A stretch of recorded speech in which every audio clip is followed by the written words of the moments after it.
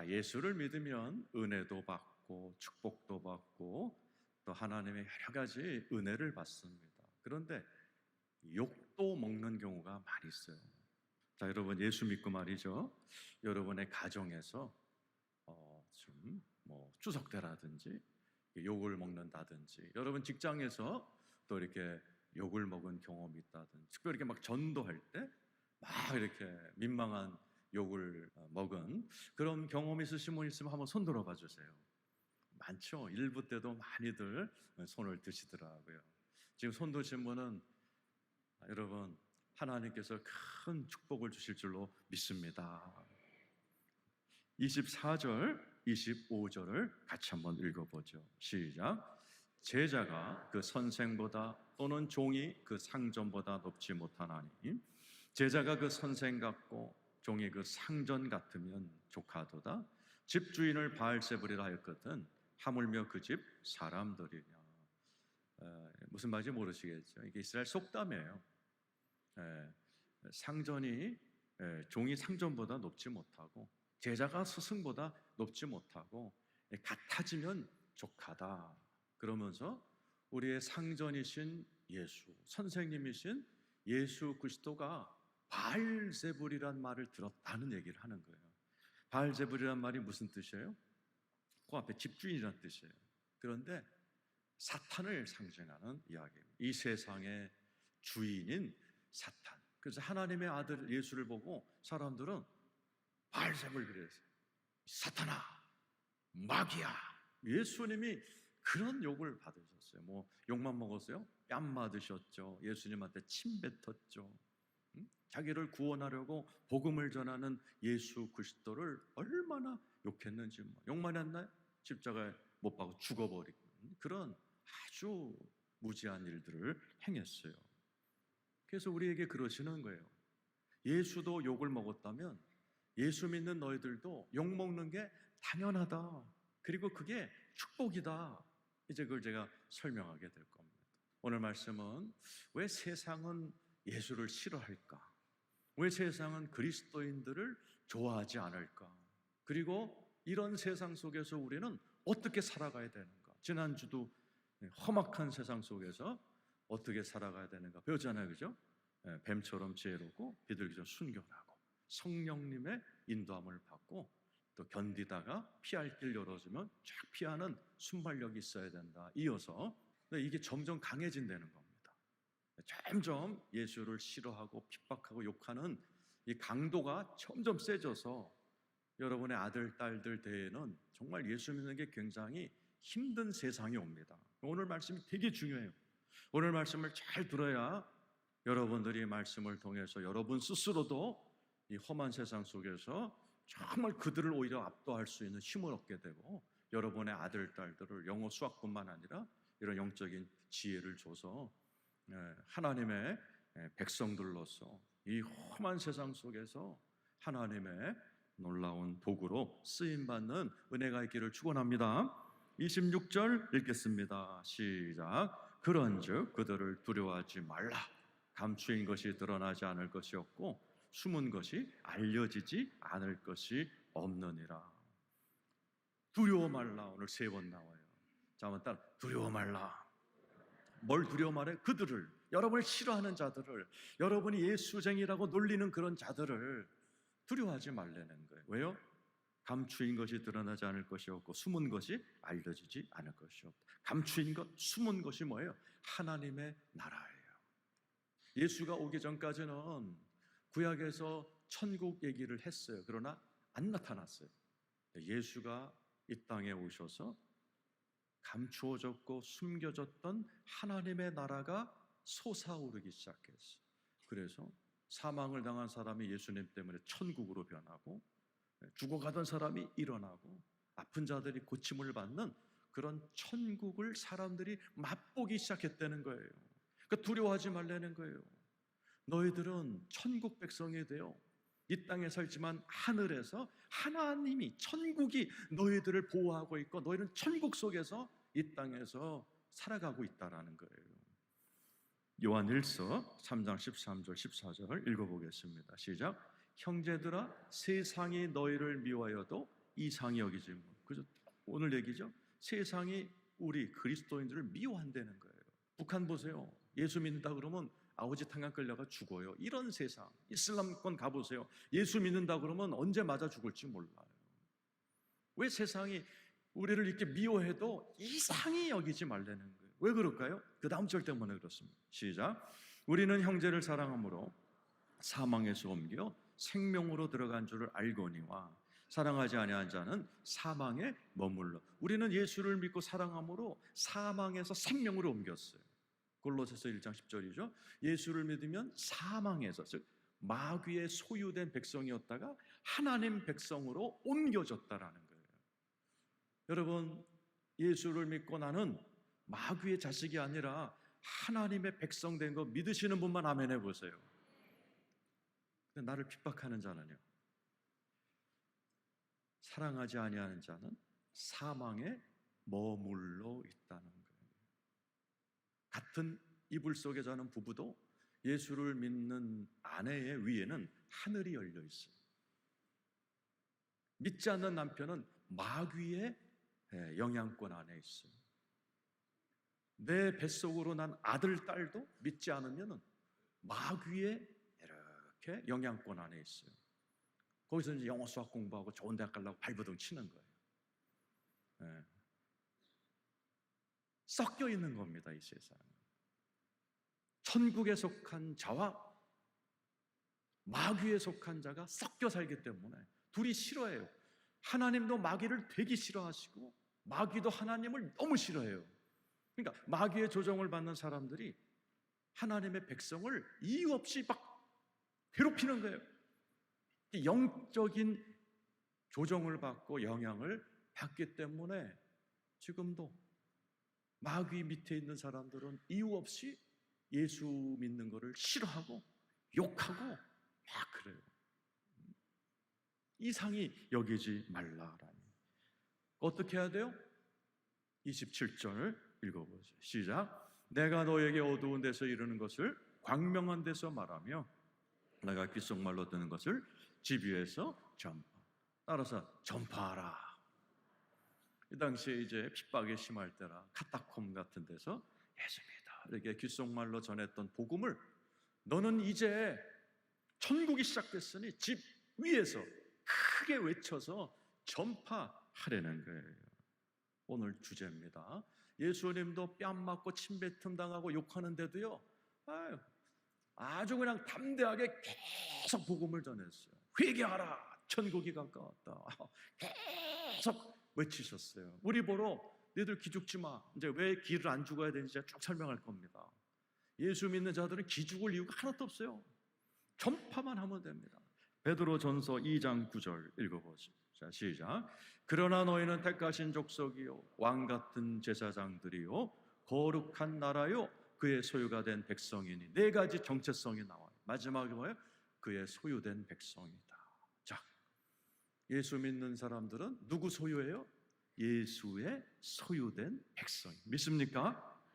안 믿는 자는요, 마귀의 소유된 백성이에요. 섞여 살아. 그런데 예수 믿는 사람들은 그 일생이 세 등분이 됩니다. 우리가 인생을 주로 이렇게 하면은 어린아이 시절, 청년 시절, 노년 시절 하듯이 그리스도인들의 신앙은 세 단계로 나눠져요. 첫 번째, 이는 너희를 어두운 데서 불러내요. 초신자죠. 우리도 다 어두운 데 있었던 마귀 소속이었어요. 예수를 믿음으로 내가 하나님께서 불러내서 구원받은 백성이 된 거예요. 구원받으면 두 번째 단계가 열려요. 뭐야? 그의 기이한 빛에 들어가게 하죠. Wonderful light, 영어로. 내 삶의 아름다운 회복, 치유, 교정, 은혜가 내 삶에 시작됩니다. 천국이 시작되는 거예요. 그래서 예수를 믿고 나면 지옥 같았던 나, 어두웠던 나에게 기이한 빛이 들어와요. 기도하다가 은혜 받고 또 말씀 들으면서 은혜 받고 하나님의 그런 놀라운 체험도 하면서 하나님의 기이한 빛, 영어로 원더풀 라이트이 내 삶을 이렇게 어두운 것을 빛으로 살살살살 교정하고 회복하고 밝히고 이런 은혜를 경험합니다. 천국을 경험하는 겁니다. 그래서 지옥 같은 집이 서서히 좋아지다가 언젠가는 눈 딱 아침에 떴는데, 야, 신기하다, 기이하다. 우리 집에 그렇게 부부싸움 많았는데 부부싸움 한 지가 10년 지난 것 같고, 우리 아들, 딸 때문에 머리 아팠는데 저렇게 잘 커졌고 천국이네. 이런 고백을 하는 날이 온단 말이죠. 이런 체험하신 분만 아멘 해보세요. 마지막이 뭐예요? 마지막 단계가 뭐예요? 기이한 빛에 들어가신 이의 아름다운 덕을 선포하게 하라. 이게 마지막 단계. 어두운 데서 예수 믿고 하나님의 기이한 빛으로 회복되고 치유되고 교정받은 사람이 이제는 아름다운 덕을 선포하는 거예요. 야, 내 인생에 아름다운 일들이 많이 일어났는데 입 다물고 있을 수 없지. 이제 남은 여생을 복음을 전해야지. 아름다운 덕, 하나님이 얼마나 좋은지 저 펴보세요. 이제는 말할 수 있다. 내가 만난 예수님. 이번에 표 대상 수상작입니다. 한번 따라서 합시다. 이제는 말할 수 있다. 내가 만난 예수님. 어두울 땐 그 얘기 못해요. 하나님의 회복을 받을 때도 저 얘기 못해요. 하나님의 회복이 되고 천국으로 어느 날 문득 천국이야, 이게 느껴지는 순간에 이제는 말할 수 있다. 내가 만난 예수님을 죽을 때까지 복음을 전하면서 살아가는 여러분 되시기를 축원합니다.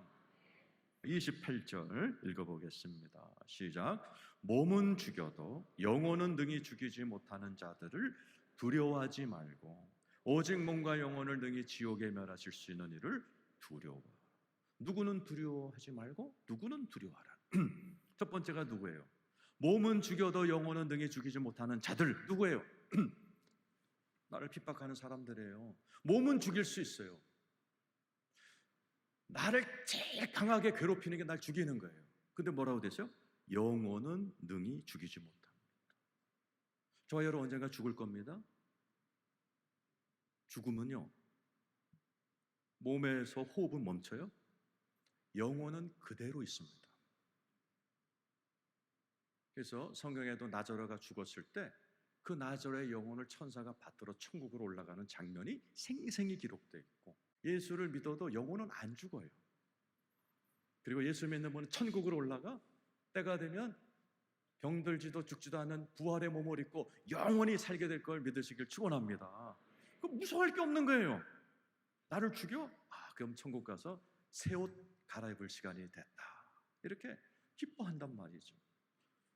두려워할 사람은 누구예요? 오직 몸과 영혼을 능히 지옥에 멸하실 수 있는 이를 두려워. 누구예요? 하나님이에요.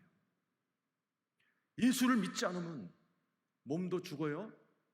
영혼이 온 우주에서 사라져 버립니다. 그러니까 여러분의 사랑하는 아들이 예수를 안 믿는다, 영원히 못 봅니다. 그래서 초대교인들은 이 신앙이 강했어요. 부활 신앙이. 그래갖고요, 죽는 걸 두려워하지 않았어요. 여러 가지 예화가 있잖아요, 그죠? 로마 군인들이 카타콤에 예수쟁이들이 숨어있다는 얘기를 들고 막 칼과 총을 들고 카타콤으로 들어왔는데, 카타콤이 어마어마한 미로거든요. 미로. 거기서 막 길을 잃어버렸다는 거예요. 막 나중에 공포에 질릴 때 예수 믿는 분들이 그 로마 군인들을 친절하게 길 안내를 해줬대잖아요. 그 모습을 보고 로마 군인들이 많이 예수를 믿었다는 거예요. 그때 많이 순교했어요. 어린아이부터 어르신들. 그래서 어린 여자애 중에 유명한 순교자가 있어요. 산타페라는 아이입니다. 산타페라는 사람 이름이에요. 이탈리아에서 예수 믿었던 그 여자의 이름이 산타페인데, 너무 귀한 신앙을 기억하기 위해서 산타페 성을 만들었고 산타페 교회를 만들었는데, 두려워하지 마세요. 왜냐하면 여러분은 하나님이 너무나 사랑하실 뿐만 너무도 철저히 함께 하시고 도와주시고 지켜주시는 여러분이 사실을 믿으시길 축원합니다. 그게 29, 30, 31절에 나와 있는 이야기입니다. 읽어보죠. 시작. 참새 2마리가 한 아사리온에 팔리지 않느냐? 그러나 너희 아버지께서 가지 않으시면 그 하나도 땅에 떨어져. 참새도 하나님이 허락 안 하면 안 떨어진다라는 거죠. 그 다음 절 시작. 너에게는 머리털까지 다 새신. 여러분의 머리털도 새셨다는 거예요. 여러분 지금 머리털 몇 개인지 아는 분? 대머리 외에는 없습니다. 다 모릅니다. 하나님은 세셨다는 거예요. 여러분 참새와 머리털의 공통점이 뭐예요? 제일 작은 거 하찮은 거예요. 그것도 돌보고 그것도 지키시는 하나님이 하물며 저와 여러분을 안 지키시겠느냐. 그 다음 절입니다. 시작. 두려워하지 말라. 너희는 많은 참새보다 귀하니라. 믿으시면 아멘 해보세요. 시편 139편 5절입니다. 시작. 주께서 나의 앞뒤를 둘러싸시고 내게 한. 하나님 여러분 얼마나 가까이 계시냐? 앞뒤를 둘러싸고 계세요. 안 느껴지시죠?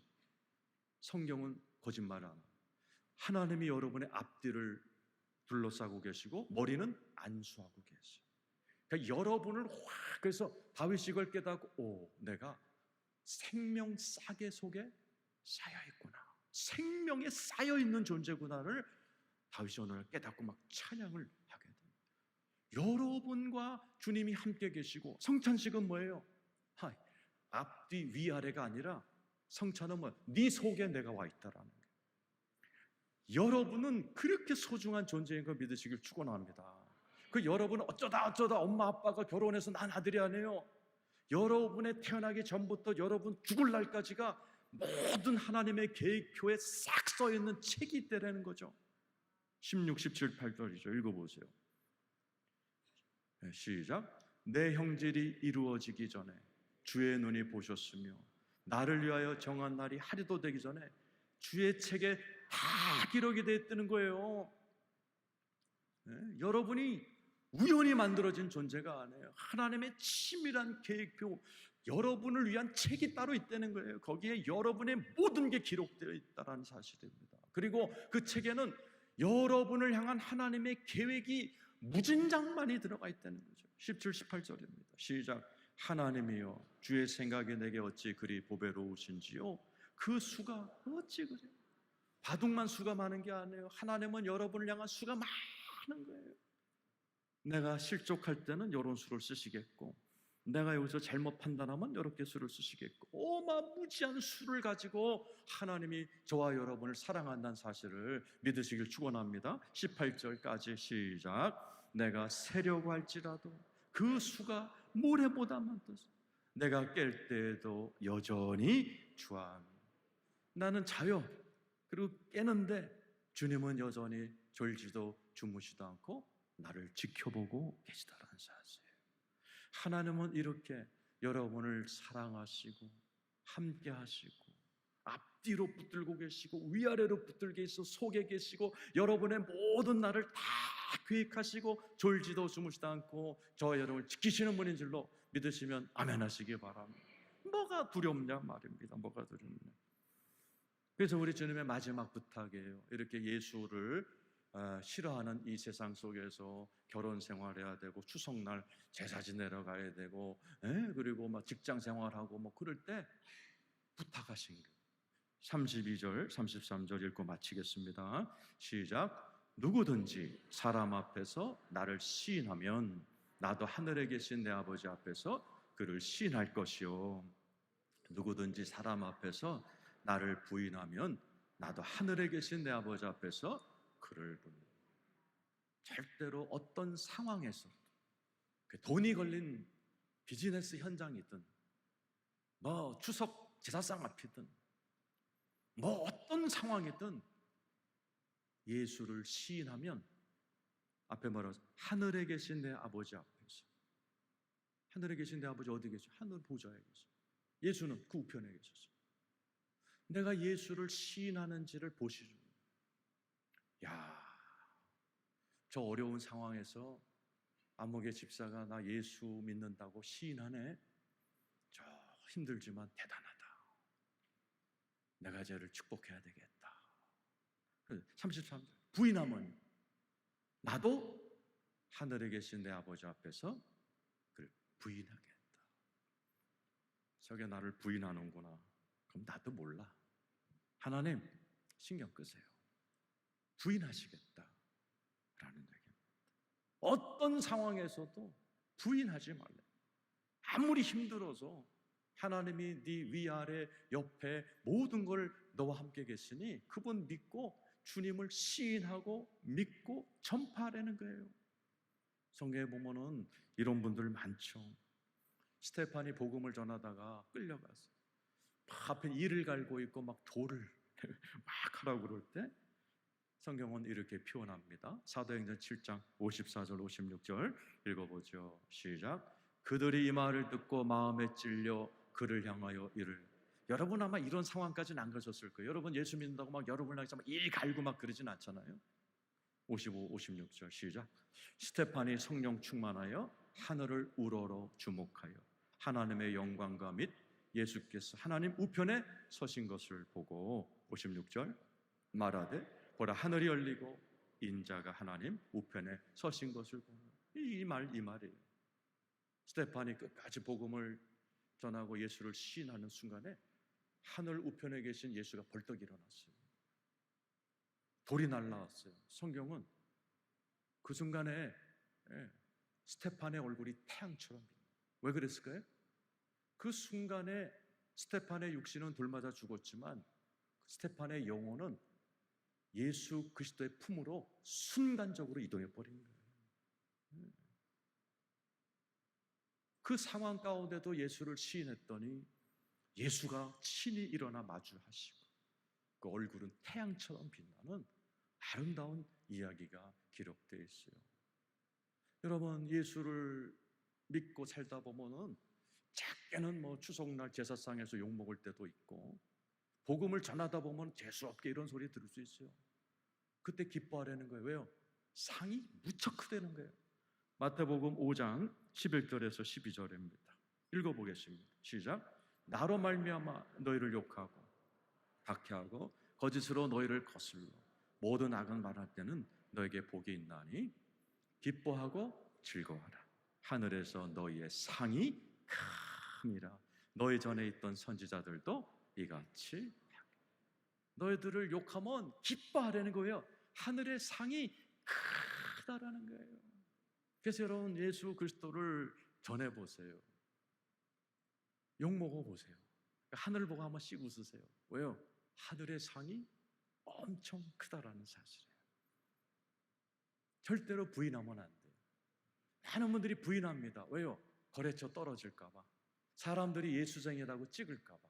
이 땅에 살면서 예수를 담대하게 시인하면 하늘에서도 시인하고, 예수 그리스도를 전하다가 욕먹으면 하늘의 상이 크고, 우리 예수도 이 땅에서 뺨 맞고 침 맞으면서도 끄떡 안 했어요. 죽을 때까지 복음을 전했어요. 그리고 부활하셔서 하늘의 영광의 왕 중의 왕이 되어 하늘 우편에 계시다가 다시 오실 때에 저와 여러분도 하나님의 큰 영광의 주인공이 될 줄로 믿습니다. 그래서 성경은 그때 각각 자기 영광을 받으리라 그랬어요. 왜 각각 자기 영광이라고 그랬어요? 자기 집, 자기 직장, 자기 상황에 따라 얼마나 잘 견뎌냈는지, 얼마나 그곳에서 말로, 삶으로, 직장을 통해서 복음을 전했는지에 따라서 자기 영광이 정해지는 거예요. 오늘 말씀을 듣는 여러분들은 여러분의 각자 상황에서 예수 그리스도를 시인하시고 전하시고 찬양하시고 천국을 누리시고 천국을 보여주시면서 천국 백성으로 많은 사람을 이끄는 주의 종들이 되시기를 축원합니다.